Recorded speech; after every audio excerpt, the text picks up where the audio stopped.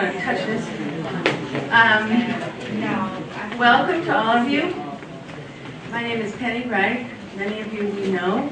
We have some new faces here, quite a few new faces, and we're delighted to have all of you here, including people who traveled from Pittsburgh. We're not surprised they left Pittsburgh. No.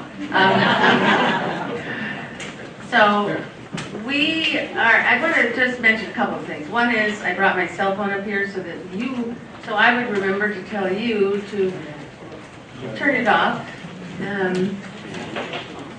The other thing I want to mention is that we've been having some power surges lately. So now that I've told you, you won't be really noticing this, but sometimes the lights dim or even go off. So don't be alarmed. There's absolutely nothing we can do about this, but we'll just soldier through. Several years ago, when we had a concert with a singer named Kate Herman here at the library, we met Paul Sperry, who came to hear her. And we became acquainted and learned that he was the artistic director, still is, of a competition called The Joy in Singing. So now for the last several years, we have hosted a concert every fall with the winner of that competition. And these are young singers who are really wonderful. So in the fall, if you come to our Sunday concerts, take a look and do join us for our annual concert. Then Paul had an idea that it would be fun to do a concert of comedy, and I thought, I don't know. But we did it. We did it 2 years ago, and it was great fun. So we've accumulated enough hard times and bad news that we decided to do it again this year. We didn't know how. No, this is not funny, but we're happy to be doing it now. So you have programs, you can read about our performers. We're delighted to have Margo Garrett here with Paul. So we'll go ahead and get started. Please welcome Paul Sperry and Margo Garrett.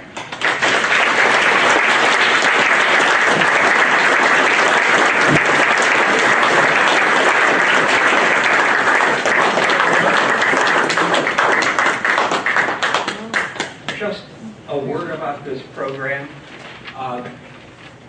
It is the second one we've done, and you'll notice that on it are five names: Peter, Norma, Joyce, etc. Those all come from a song cycle by a wonderful young composer, David Sisko. The cycle is called Dear God, and these are all children's letters to God. There are a dozen in the cycle. We picked out five that more or less fit some of the categories that we're dealing with here. And so I wanted at least to let you know that. Now the other thing is, most of the time you go to a concert, it's a very serious affair. And the thought of laughing out loud is just not done. It's encouraged here. If nobody laughs, I'm doing something wrong. So please feel free. And we will kick off with Charles Ives. And one thing I want to say about this marvelous song that he wrote in 1900. So he grew up in Danbury, Connecticut. And for a child, the day that the circus came to town, and it came to town for one day a year, was the most important day of the year. And I think that he made that very clear. And I will try to do that too.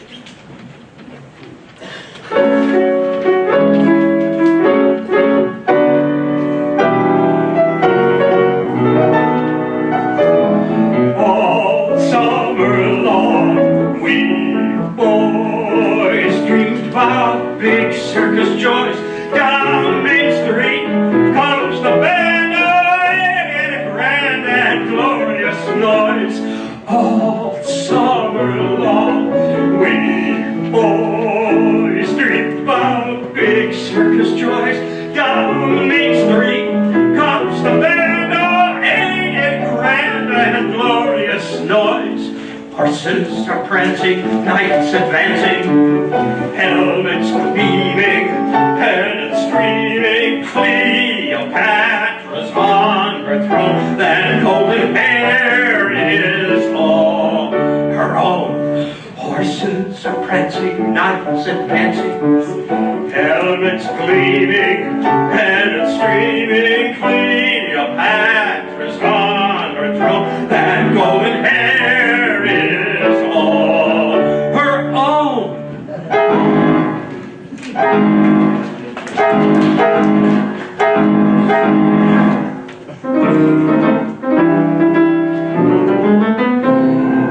Where is the lady all in pink?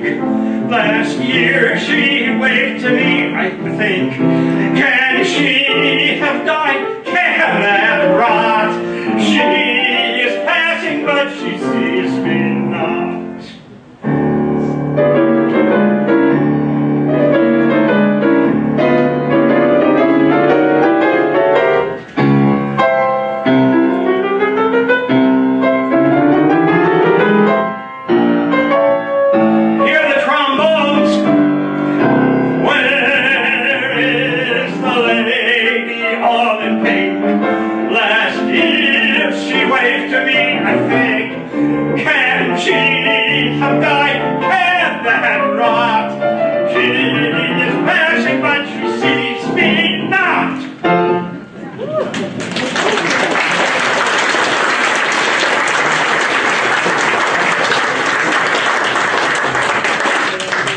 This next is a child's oral report for school.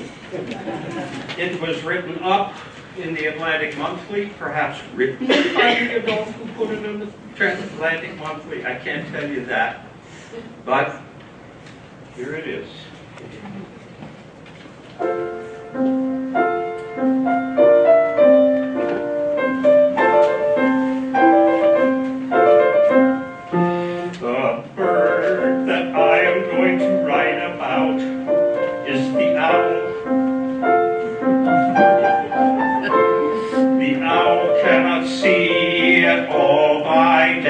And at night is as blind as a bat. I do not know much about the owl, so I will go on to the beast that I am going to choose. It is the cow. The cow is a mammal. It has 6 sides, right, left, and upper and below. At the back it has a tail on which hangs a brush. With this it sends the flies away so they don't fall into the milk. The head is for the purpose of growing horns, and so that the mouth can be somewhere. The horns are to butt with, and the mouth is to move with. Under the cow hangs the milk. It is arranged for milking. When people milk, the milk comes. There is never an end to the supply.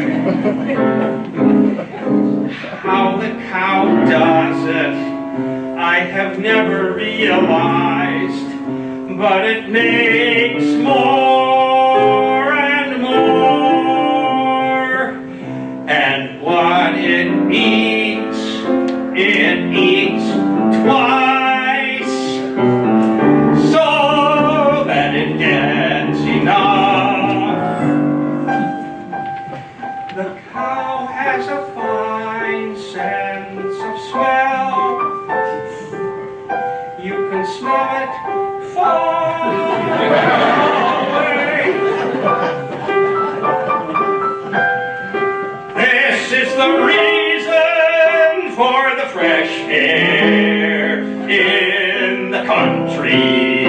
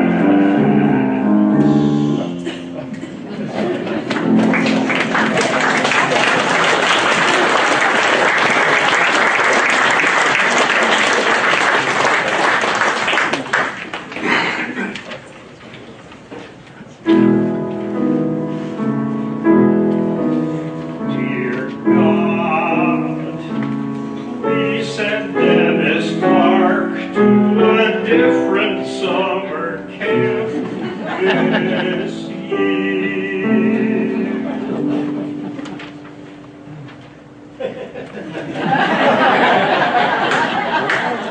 I actually should have read that. It's a letter. Now, my favorite of all English comic writers, Michael Flanders, the most brilliant lyricist to come down the pike since Gilbert, and I include Cole Porter and Will Howard and a lot of people. I think Flanders is just better. Wittier, cleverer, whatever. And he found in Donald Swann the perfect partner. So we have two of their animal songs. And they both revolve around pronunciation.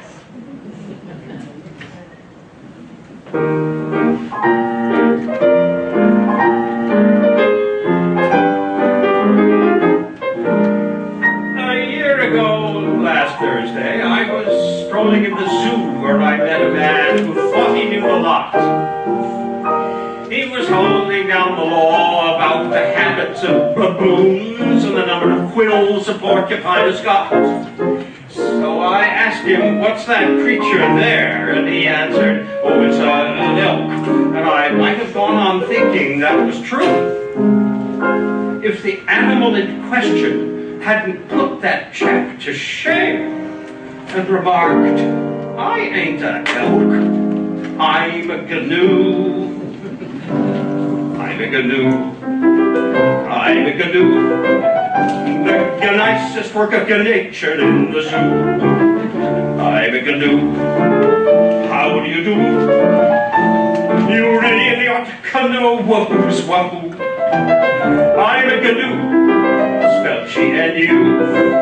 I'm not a camel nor a kangaroo. So let me introduce, I'm neither man or moose. Oh, gnu, gnu, gnu, I'm a gnu.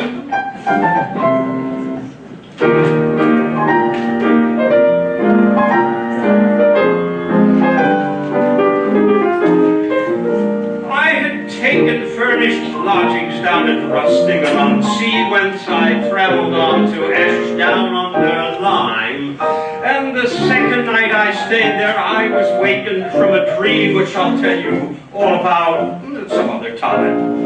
Among the hunting trophies on the wall above my bed, stuffed and mounted, was a face I thought I knew.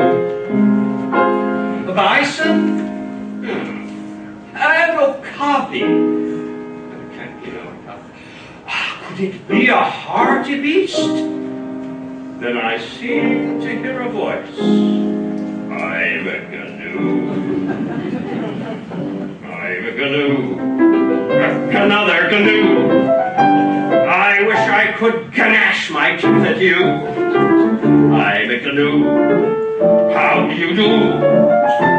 You really ought to know wahoo's wahoo. I'm a gnu, spelled G-N-U.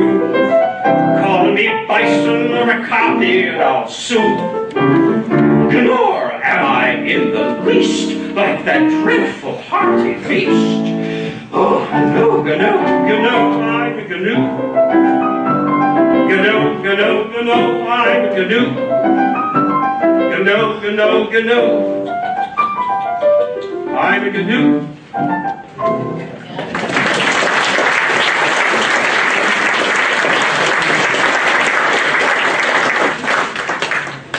And now a song about the sloth, or as Michael Flanders prefers it, the sloth, as he says, to give off pronunciations.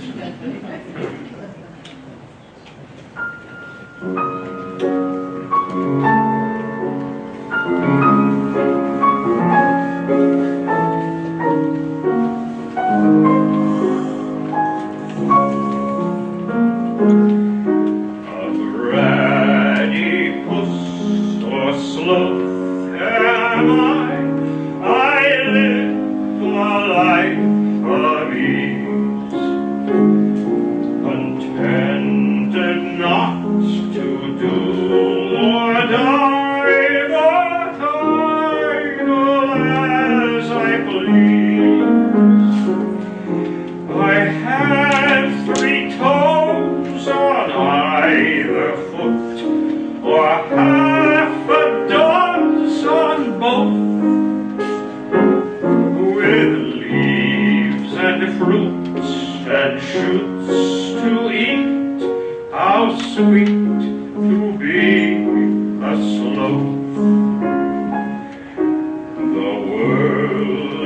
such a cheerful place when viewed from upside down. It makes a rise of every fall, a smile of every frown. I watch the fleeting flutter by of butterfly or moth, and think of all the things I'd try if I were not a sloth. I could climb the very highest Himalayas, be among the greatest ever tennis players, always win at chess or study hard and be an eminent professor. I could be a millionaire, play the clarinet, travel everywhere, read a book, catch a crook, win a war, then write a book about it. I could paint a Mona Lisa, I could be another Caesar, compose an oratorio that was sublime. The door's not shut on my genius, but I just don't have the time. For days and days among the trees I sleep and dream and doze, just gently swaying in the breeze, suspended by my toes, while eager beavers overhead rush through the undergrowth. I watch the clouds beneath my feet, how sweet to be a slow.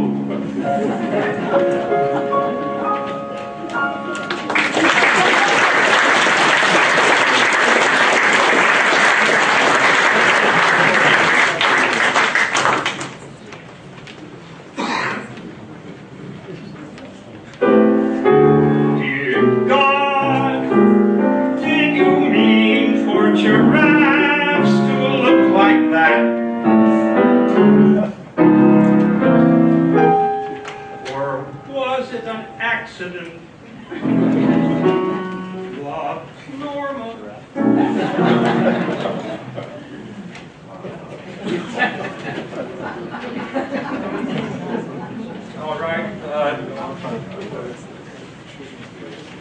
I think everybody in the room has heard of Tom Lehrer. No more needs to be said, except that he's still alive and well in Santa Cruz.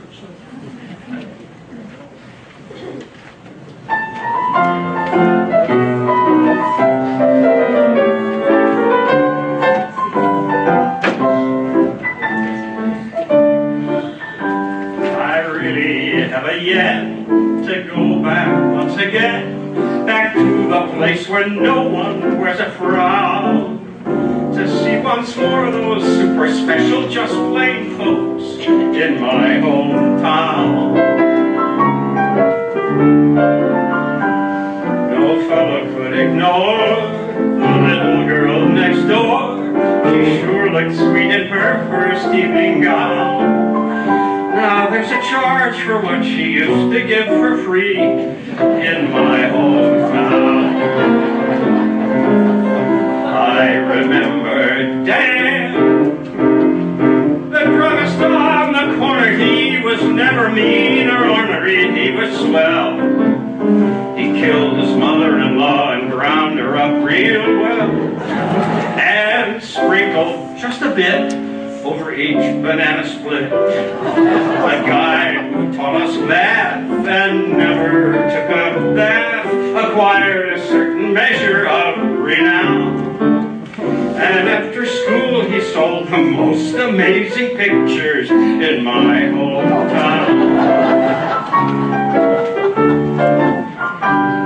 That fellow was no fool who taught our Sunday school, and neither was our kindly Parson Brown.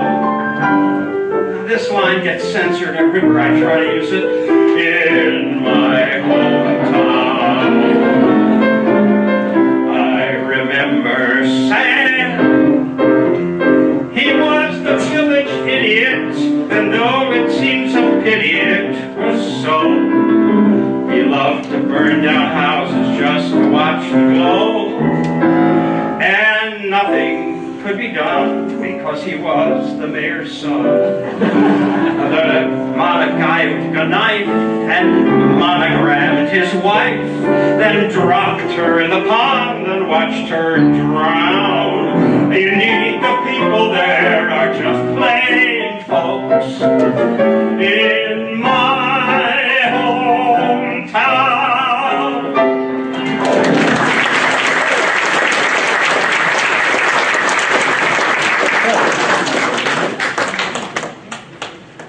That he isn't the only person who could write foolish things. I have a very dear friend, composer Tom Tripullo, and when my childhood friend Alice Worth Gray had her first book of poems published, she sent me 2 copies in hopes that I would give the other one to some musician who might want to set some of them to music. And Tom jumped right away on Alice's quirky sense of humor. And this is the second song in a cycle that he called The Land of Nod. And this one is touchingly called A Death in the Family. I dreamed last night I murdered Mother. Something with poison in it, I think. Although I was determined, as she refused to drink, if no luck with one method, to try another. It's for sure one thing we could all agree. She had it coming. What a nasty character, needlessly obnoxious, egregiously unloving, always unfortunate for children, quarrelsome, hostile, insistently unattractive, not pleasant, no way, and so whirling, snarling, twisted, twisted, jealous, playing me. 2 cups on the kitchen counter, all the way to go. There were no guilt feelings involved. I put the 2 glasses on the sideboard, 1 plate, one in which poison was dissolved. And she, always greedy, drank of both and died.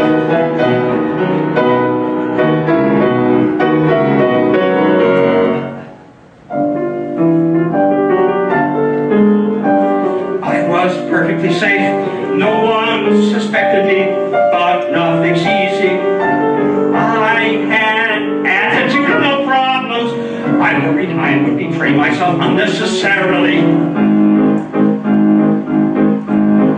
Perhaps I'd get drunk and blurt out everything.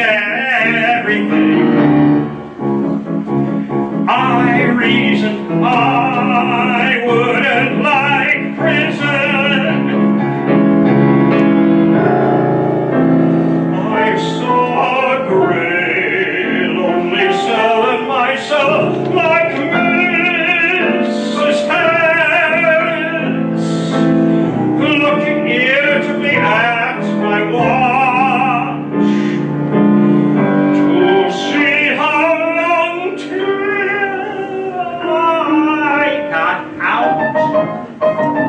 I reasoned I could write a lot in there. I would manage, but I would not like it. I lived an exemplary life from then on. Never did anything naughty again. No one would turn me in. No one wanted me punished or put in jail. I just have to keep calm, be careful, keep my psyche under control, watch my little quirks. And like a thing, not of confessing for the enjoyment of it, and life will go on as usual. That's what I'll do.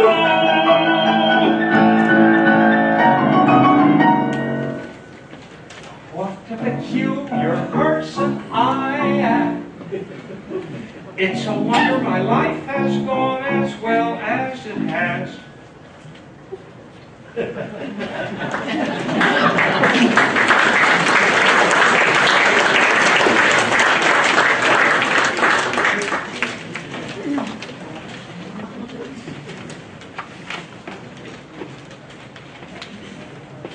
had to drink water after murdering mother.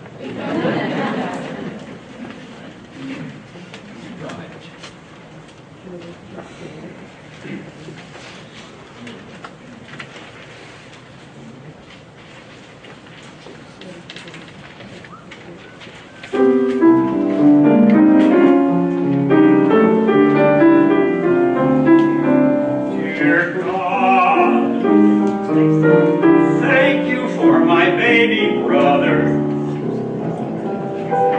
But what I asked for is a puppy.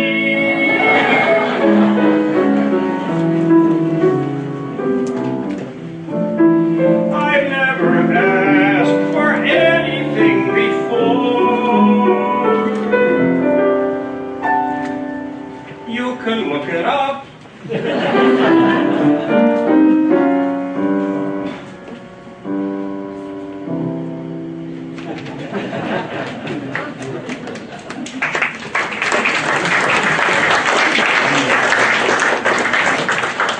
This next song is not a really funny ha-ha song, but it's got something that just made me feel I had to stick it in here, and I would dedicate it to the 1%.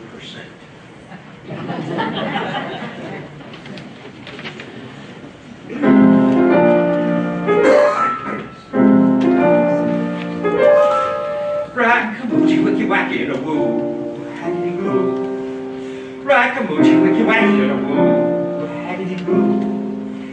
A wish is so delish, I wish I had my wish. Rackamoochie wicky wacky in a woo, haggity goo.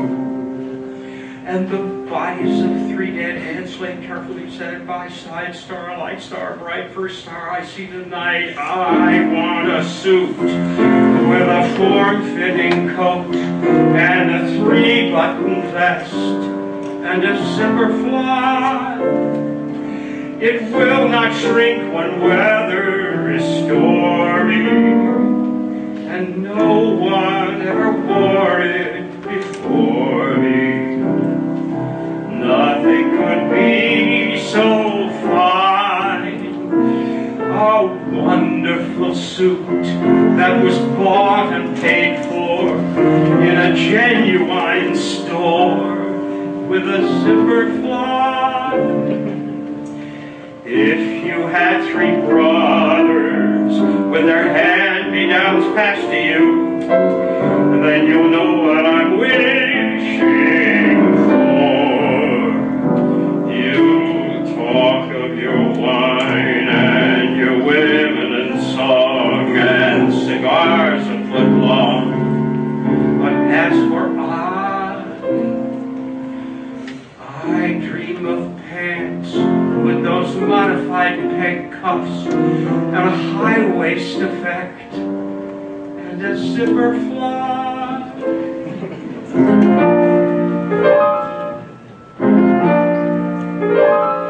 Roosie coochie chicky chacky in a chew, haggity goo. Roosie coochie chicky chacky in a chew, haggity goo.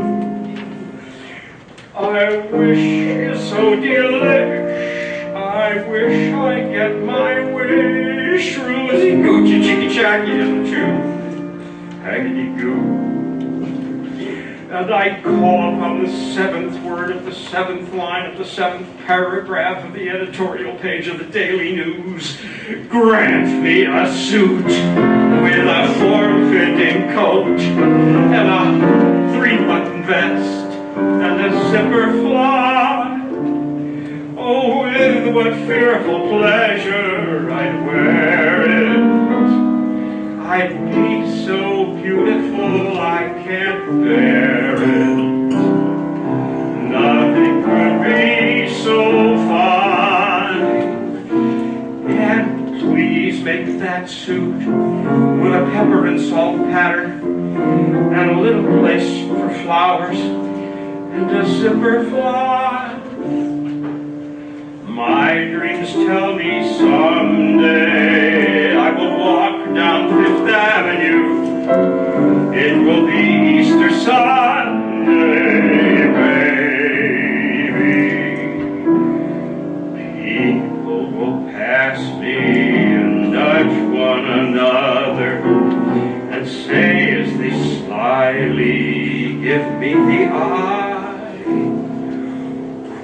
is that man with that wonderful suit, that enchanting new suit with the zipper fly?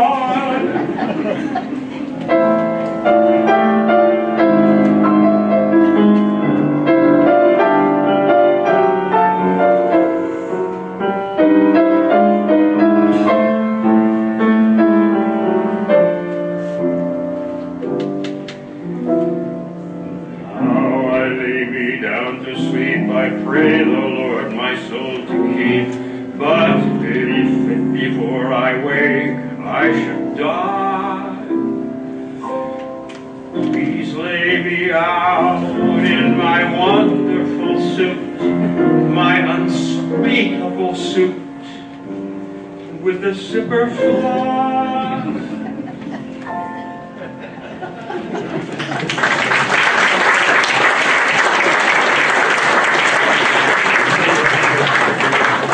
That song was Leonard Bernstein's favorite of Mark Blitzstein's songs, and he made Blitzstein sing it every time they got together. This next song I would dedicate tenderly to the NRA.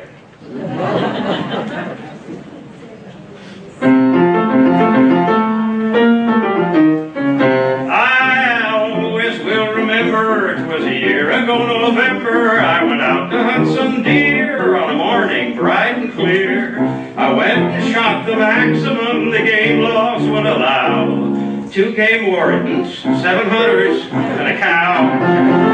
I was in no mood to trifle. I took down my trusty rifle. I went out to stalk my prey for the haul I made that day. I tied them to my fender and I brought them home somehow.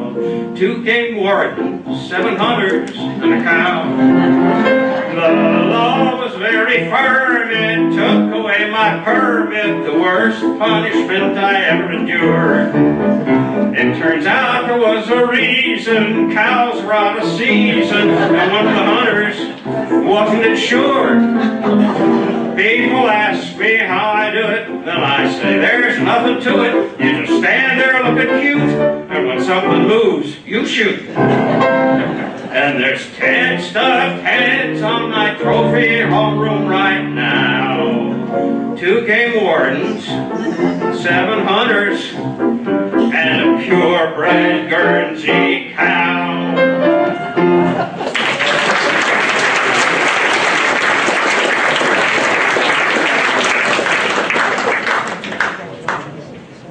So turning to religion, here's Charlene.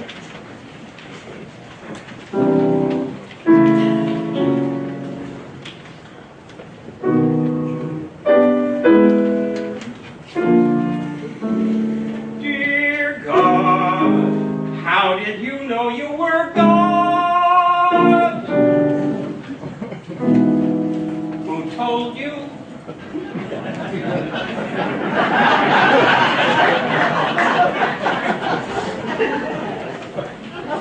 That's right, better humor though. Anyway, this next song is from a song cycle by Alla Borzova, who is a refugee from Russia about 20 years ago, a wonderful composer, conductor, singer, pianist, all kinds of stuff. She came across the poems of Al Sirowitz, and she set a cycle called Mother Said. This one happens to be what Father said.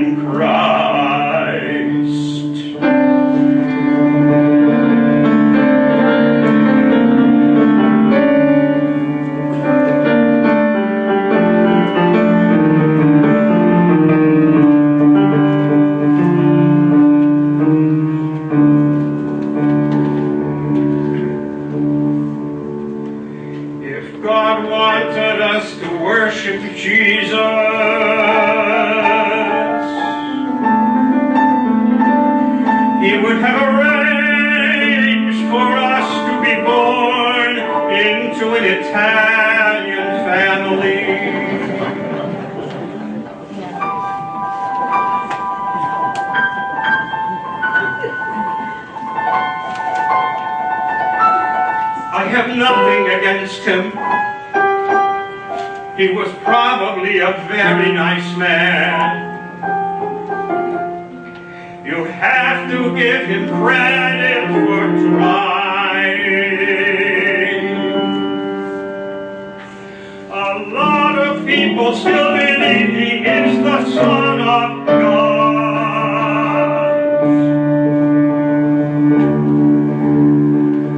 I don't know what he had against his real father.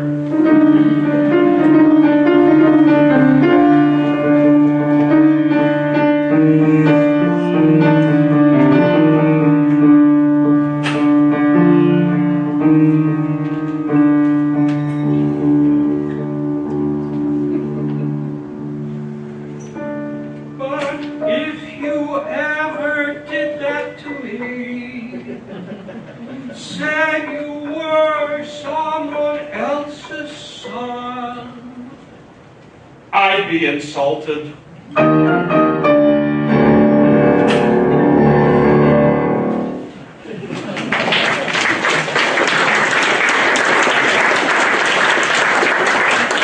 That piece was written with an instrumental ensemble, and somebody imitating shofar, a cimbalom, and all kinds of stuff. Margo was doing remarkable things.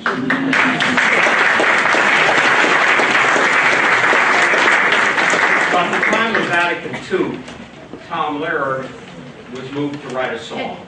He felt, as he said in the introduction to this thing, if they really want to sell the product, that is, moving the mass into the vernacular, he said maybe they should do something to liven up the music. And he wrote this touching example.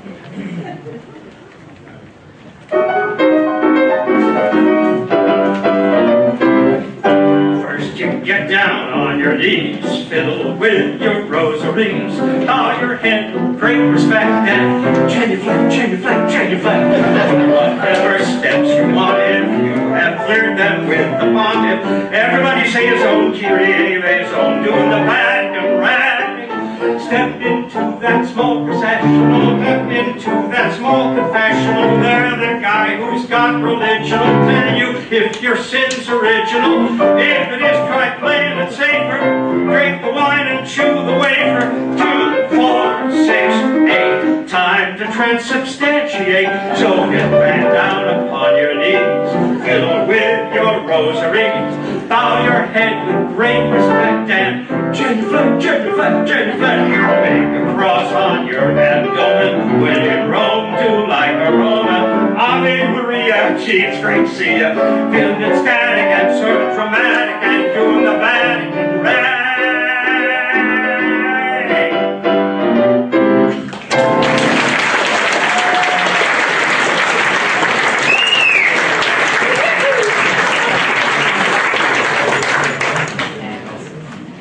A last look at religion from Allison.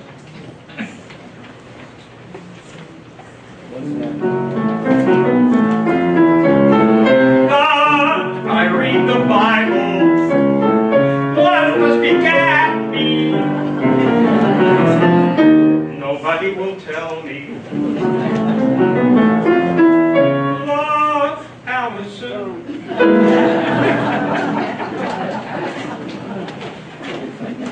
All right, advice. There are 2 verses to brush up your Shakespeare. And it's very appropriate this year. We all brush up our Shakespeare. They're good, wonderful things to see. We are going to do 3 of the 5 extant choruses only, and you'll have to go look them up in the complete lyrics of Cole Porter to find the rest.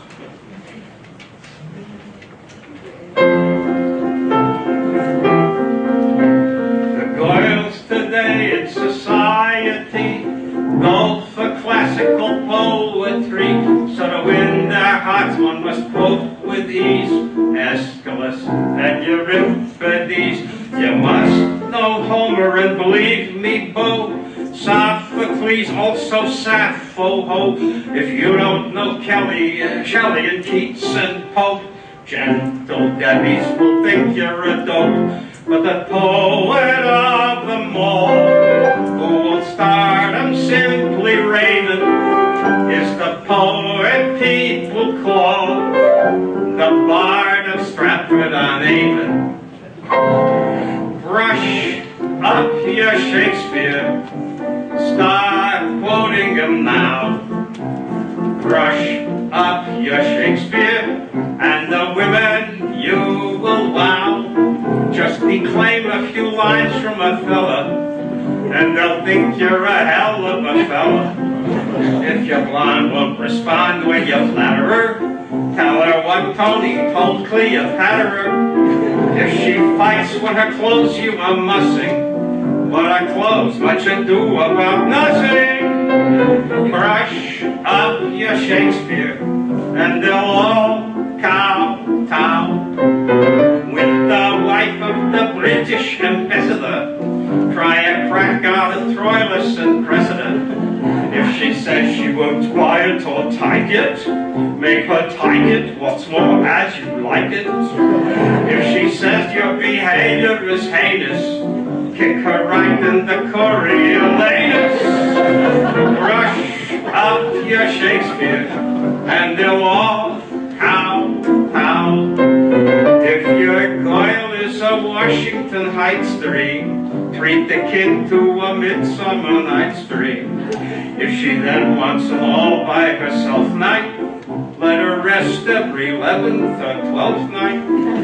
If because of your heat she gets huffy, simply play on and lay on McDuffie.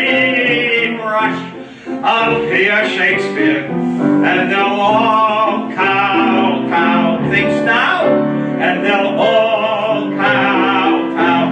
As Bodkins, all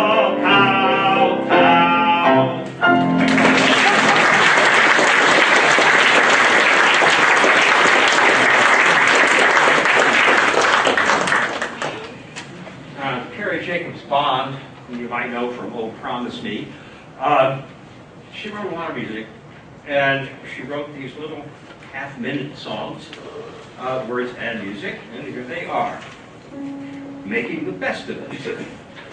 What you can't help, what you can't help, what you can't help, forget. First, ask yourself, before you have said it about them, well, ask yourself if you want them to. Come on, I messed that up. Let's try it again. Before you have said it about them, ask yourself if you'd like them to know you said it. When they say unkind things, ain't it gay that what they say can't hurt you unless it's true? A present from yourself. A friend is a present you give yourself.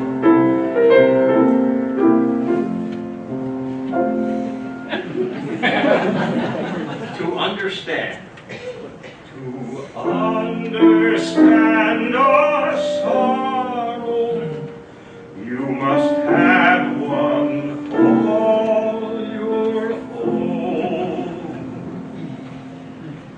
How to find success? The man who finds success looks sometimes when he's tired, when he's tired, when he's tired. Look sometimes when he's tired. Now and then. The lucky fellow gets up at 5 a.m. and generally works till 10 p.m. But the other fellow, not quite so lucky, works hard just now and then. Don't you listen. No matter what they said, keep a walking straight ahead. Why, they'll praise you when you're dead, but don't you listen. Keep awake. Success never comes to the sleeping.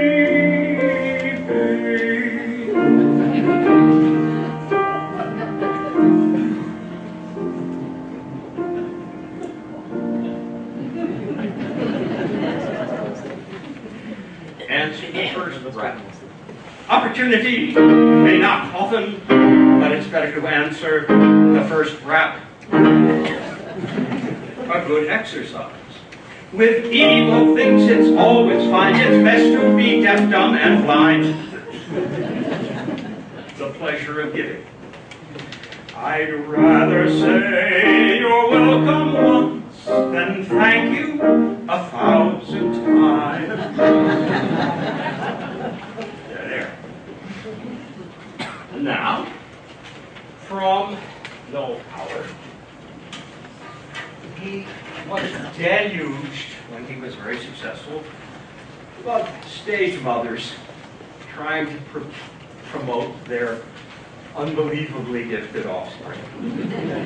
And so he wrote this ditty in hopes that that would dissuade them. He said it didn't help at all.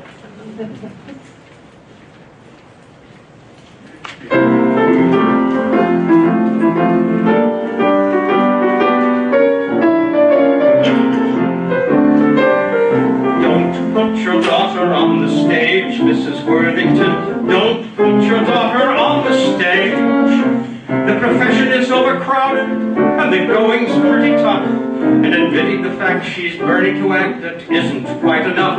She has nice hands to give the wretched child her due, but don't you think her bust is too developed for her age? I repeat, Mrs. Worthington, sweet Mrs. Worthington, don't put your daughter on the stage. Regarding yours, dear Mrs. Worthington, on Wednesday the 23rd, although your baby may be dream of a stage career. How can I make it clear that this is not a good idea for her to hope dear Mrs. Worthington is on the face of it absurd? Her personality is not in reality exciting enough, inviting enough for this particular sphere. Don't put your daughter on the stage, Mrs. Worthington. Don't put your daughter on the stage. She's a bit of an ugly duckling, you must honestly confess, and the width of her seat would surely defeat her chances of success. It's a loud voice, and though it's not exactly flat, she'll need a great deal more than that to earn a living wage. On my knees, Mrs. Worthington, please, Mrs. Worthington, don't put your daughter on the stage. Don't put your daughter on the stage, Mrs. Worthington. Don't put your daughter on the stage. Well, they said at the School of Acting she was lovely as Peer Gynt. I'm afraid on the whole, an ingenue role would emphasize her squeak. She's a big girl, and though her teeth are rather good, she's not the sort I ever would be eager to engage. No more buts, Mrs. Worthington. Nuts, Mrs. Worthington. Don't put your daughter on the stage. Now what he really wanted to say. Don't put your daughter on the stage, Mrs. Worthington. Don't put your daughter on the stage. One look at her bandy legs would show she hasn't got a chance. In addition to which, the silly bitch can neither sing or dance. She's a vile girl, and uglier than mortal sin. One look at her has put me in a tearing bloody rage.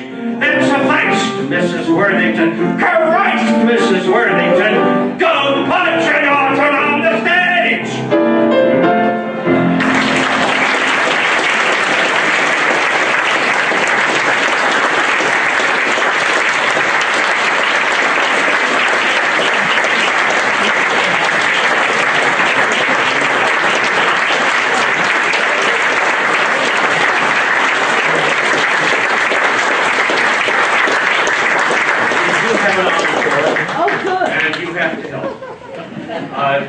It's the Hippopotamus Song by Flanders and Swan. It was their most successful song. It hit the top of the charts in Britain. And if you can think of any additional ways to rhyme hippopotamus, I'd be delighted. It has a particularly wonderful chorus. And after you've heard it a couple of times, feel free to join in. We've got 4 verses of it for you, and so here it is.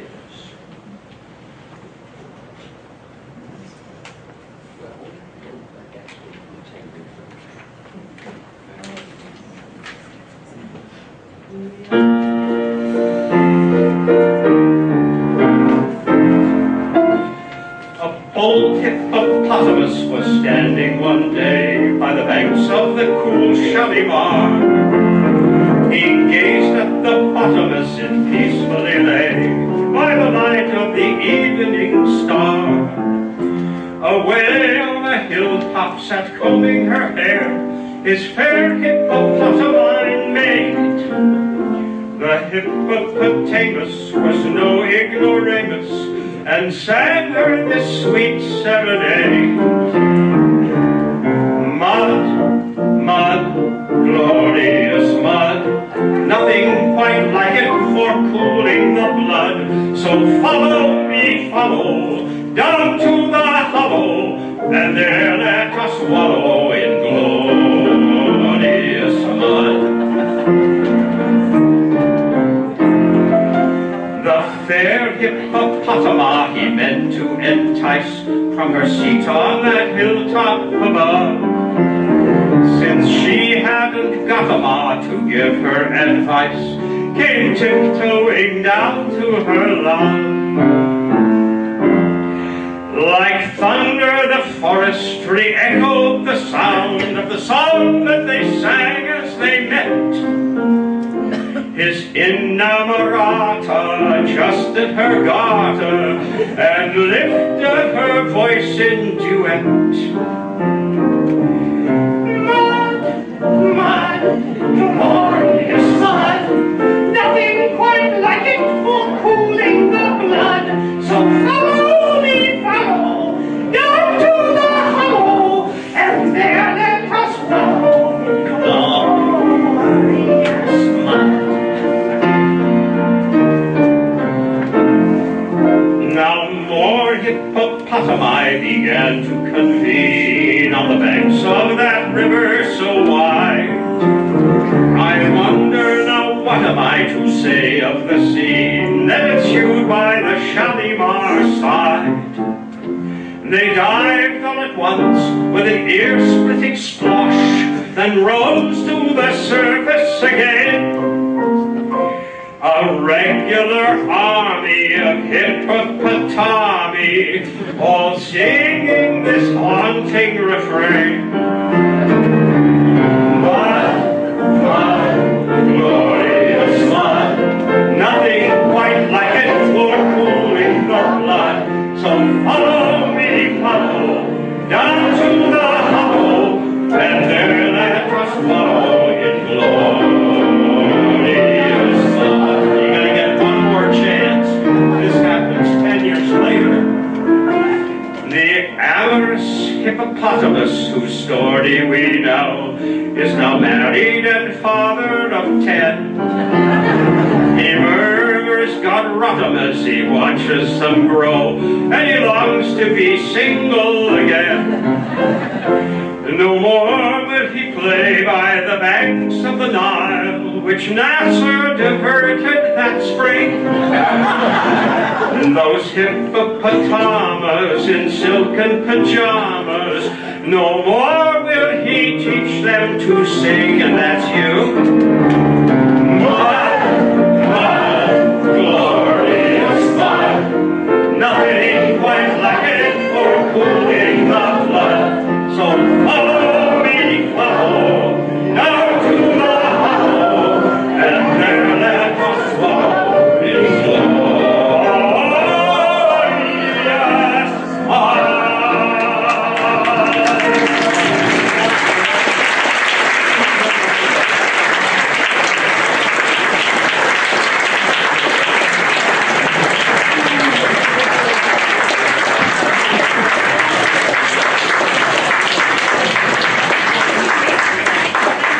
Sperry and Margo, Garrett. Now, it wasn't fair that you stopped just as we were getting warmed up.